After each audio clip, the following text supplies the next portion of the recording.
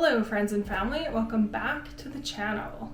If you're new here, my name is Vanessa, and today I will be showing you how to take in your jeans in a way that it doesn't look like you took in your jeans. This method works best if your jeans already fit you in the hips, but are too loose in the upper hip and the waist. Anyways, let's jump into it.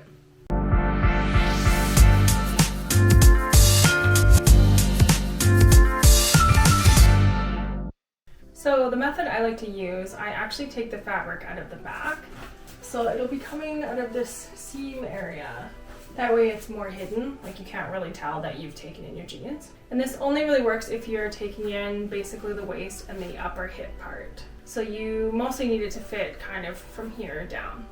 As you can see, it's only like a little bit too big, like maybe I'll have to take an inch or so, a couple inches. But as you can see in the back, we've got this like awkward gap if I like sit down. They're just like too big in general. And in order to gauge how much I need to take it in, I actually measure that in the front. I've seen other people take it in or measure on the sides or even measure in the back, but I personally find that a little awkward, especially if you're wearing the jeans. So I simply just undo one pass and cross over to what's comfortable. So for me, that's comfortable in the waist. So I'll just mark that with a pin.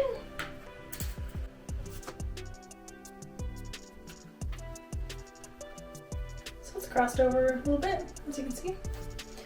And then for the bottom, just cross it over a little bit. I'll go here. Yeah. Right there. And I place a pin there. Being careful not to stab myself.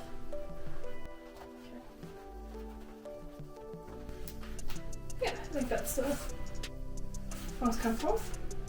Anyways, I'm gonna take these off and move on to the next step.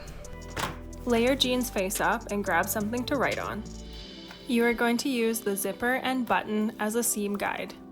Measure the top of the waistband from the pin to the middle of the button. And write that down. Next, measure from the bottom pin to the zipper. And write that down. Then measure from the top of the waistband straight down to where that bottom pin is.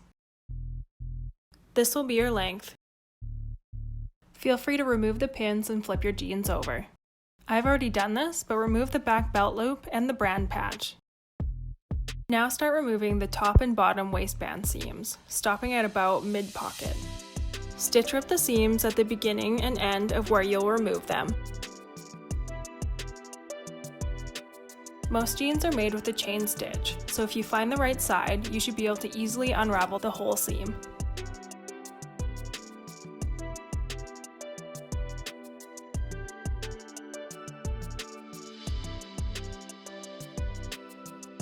Repeat for both the top and bottom of the waistband. Then cut the waistband in half at the very back middle.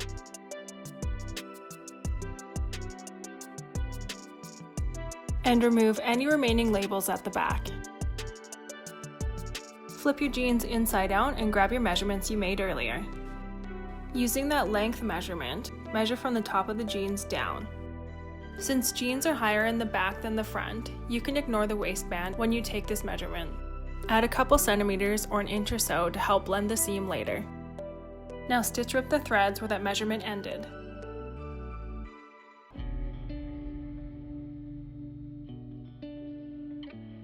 Then unravel the two back chain stitches.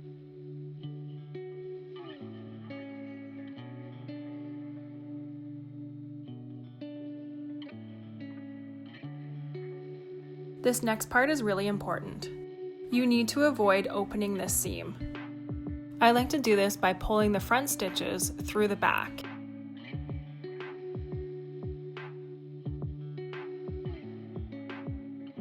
And snipping them. Now grab your pins. Without pulling that seam apart, flip that edge over and pin. You'll be able to see that the fabric is folded over itself. You want to keep that folded over part together, pinning all the way up the back of the jeans.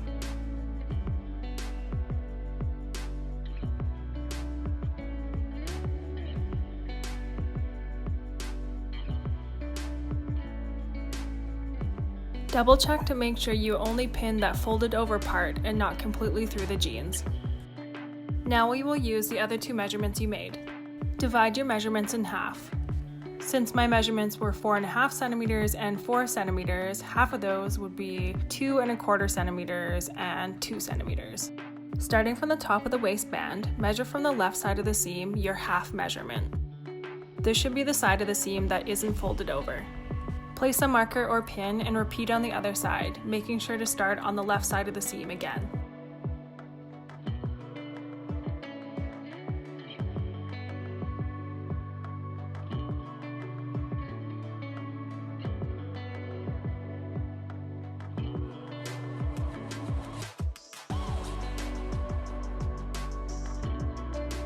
Now using your length measurement, measure down the seam and place a mark, making sure to ignore the waistband in your measurement.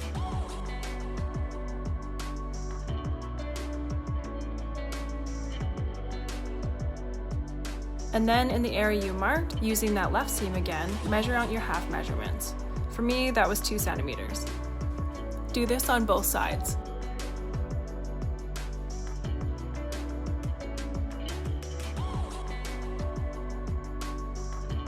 Now, start folding that back seam even deeper, and pin to hold in place.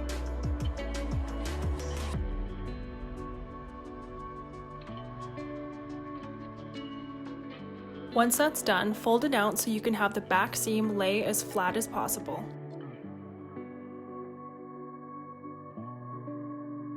Then using a fabric marker, draw a line between those 2 marks you made earlier. You kind of want to mimic the seam that's already there. You can either freehand this or use a French curve. I tend to use both. Make sure the end of the line blends well into the existing seam. This will prevent any puckers or points when we sew it in the next step. When sewing jeans, it's best to use denim-specific thread. Thread meant for denim is a little bit thicker and sturdier than regular thread. Many popular brands will have these labeled for jeans or denim, so it shouldn't be too hard to find. Try to match the thread as close to what's already used on the jeans as possible. I was too lazy to go downtown to buy another spool, so I'm just going to use this more yellow one. Not a perfect match, but it'll do in a pinch. Starting at the top of the back waist, straight stitch along that new back seam you marked out.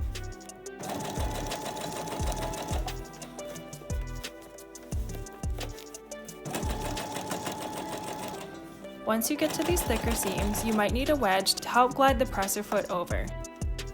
As you can see, I just use a nail file. Then continue sewing until you get to where the old seam is still attached.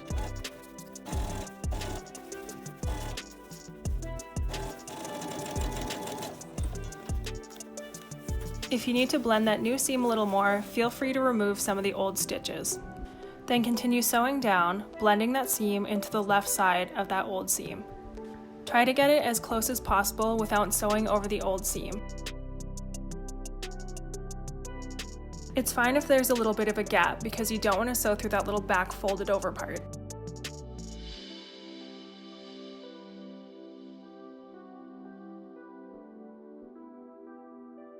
Now you're going to sew along this edge just to keep these parts together. And same kind of idea, you want to get it as close to the end as possible without sewing through other layers. Before moving to the next step, try everything on and make any adjustments you need.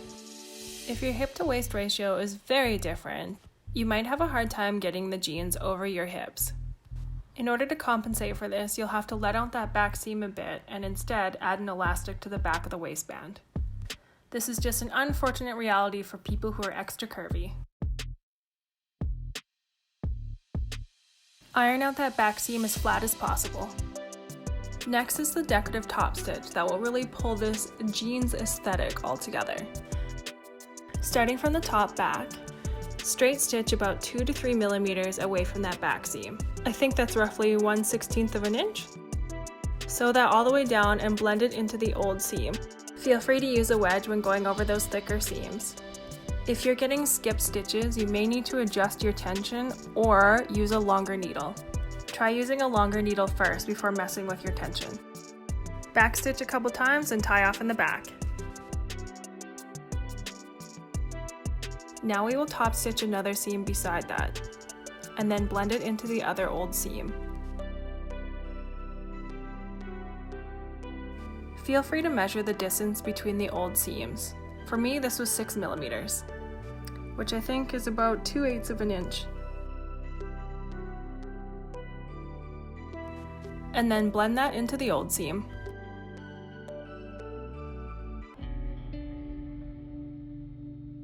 And once done, it should look something like this.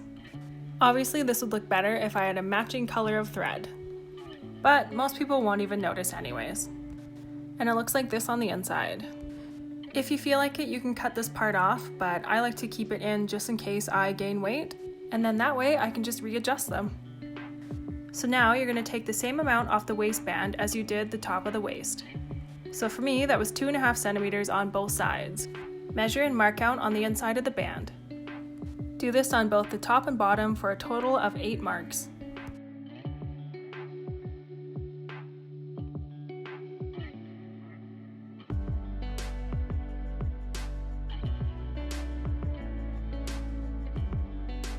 Taking one side of the band, line up the edges front sides together. Lining up the marks, unfold the seams and pin open. Make sure those folds are lined up or it's going to be awkward while sewing. Feel free to add new marks on the edges so you can see where you're going to sew in the next step.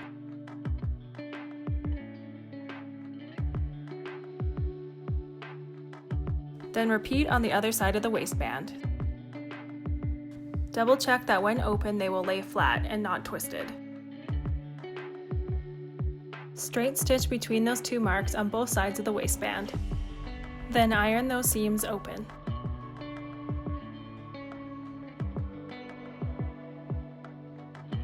Now straighten out the waistband and fold those old creases into the waistband, and then iron. Do this for the top and bottom. Line up the top edges of the waistband together, pin, and sew. I apparently did not take footage here, but all you have to do is follow along where the old seam was, blending it into the old seam still remaining on the jeans. You can see what it should look like here. Now you're going to want to start tucking the top of the jeans into the bottom of the waistband. Flatten this out and make sure it's all lined up. You should be able to line it up with the previous stitch marks. Pin and then move on to sewing. Starting from one of the old seams, backstitch a couple times and straight stitch all along the edge.